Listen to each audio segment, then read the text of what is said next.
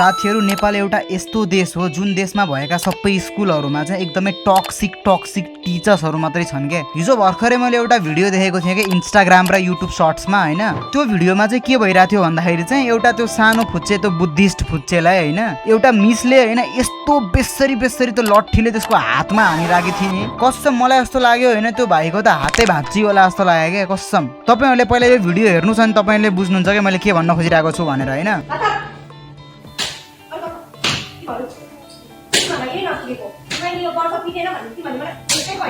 By the way guys मैले सबै भिडियोहरुमा तपाईलाई देखाउन सक्दिन, हल्का हल्का ब्लर गरेर भए पनि म तपाईलाई देखाइसके हैन, किनकि युट्युब कपिराइट सिस्टम फेरि युट्युबले मलाई टर्मिनेट हान्दिन्छ के फेरि हैन यस्तो यस्तो कुराहरु देखायो भने। तिमीहरुले देख्यौ नि गाइज हैन नेपाली टिचर्सहरु कति टक्सिक हुन्छन् भनेर। मलाई यस्तो लाग्छ साथीहरु यो मिसको हस्बेन्डले यो मिसलाई बेल्टले कुट्छ होला के घरमा। अब त्यही भएर हस्बेन्डको रिस चाहिँ स्कुलमा आएर स्टुडेन्ट्सहरुलाई पोक्छे होला के। म बाजी ठोकेर भन्दिन्छु साथीहरु हैन यो भिडियो अहिले भाइरल भइरहेको छ के, तर यो टिचरलाई के पनि कारबाही हुनेवाला छैन के नेपालमा, कसैले पनि केही गर्नेवाला छैनन्। मलाई यस्तो लाग्छ साथीहरु यस्तो यस्तो हेरासमेन्ट गर्ने टिचर्सहरुलाई त हैन जेल हाल्नुपर्छ के, 12-13 वर्ष जेल हाल्दिनु पर्छ हैन। अनि बल्ल अलिकति गुदी भरिन्छ के दिमागमा। विद्यार्थीहरुलाई कुटेर हैन के सम्झाएर हैन प्र्याक्टिकल्ली बुझाएर पढाउनु पर्छ के। विद्यार्थीले चाहे एकदमै डेन्जर ठुलो गल्ती गरे पनि हैन त्यसलाई कुट्नु भन्दा त्यसको बाउआमालाई इन्फर्म गर्ने हो के सुरुमा। त्यो बच्चालाई कुटेर हानेर त हुनेवाला केही छैन के। तर यस्तो कुराहरु नेपाली टिचर्सहरुले बुझ्दैनन् के। त्यही हो गाइस अब यो भिडियोलाई यतै इन हान्दिम हैन। इफ तपाईहरुको स्कुलमा पनि एकदमै टक्सिक